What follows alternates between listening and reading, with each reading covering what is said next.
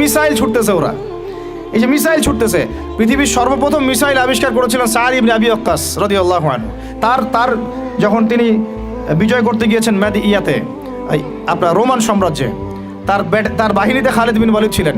ওই সময় ওটাকে বলা হতো মিনজানিক, ওটাকে মিসাইল বলা হতো না, বলা হতো মিনজানিক। এম শব্দটা রেখে দিয়েছে ওরা, মিনজানিক আরবি শব্দ, ওরা এখান থেকে মিসাইল শব্দ আনছে, কিন্তু কাজটা একই। ওইটা দিয়ে রোমানদের ওই দেওয়াল দুর্গ ভেঙে দেওয়া হয়েছিল দূর থেকে। আমি জাস্ট বলতে চাচ্ছি, চার খলিফার যুগে, আব্বাসীয়দের যুগে, উমাইয়াদের যুগে বিশ্বে মুসলমানরা যে প্রত্যেকটা ডিপার্টমেন্ট করে দিয়েছে, ওর উপর দাঁড়ায় আজকের এই পশ্চিমারা দাঁড়ায় আছে, এই বিশ্ব দাঁড়ায় আছে। এখন শিক্ষার মেরুকরণটা কি হলো তাহলে?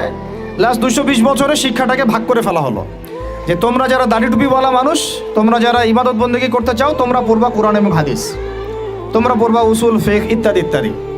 আর যারা তোমরা ডাক্তার হতে চাও, ইঞ্জিনিয়ার হতে চাও, ব্যারিস্টার হতে চাও,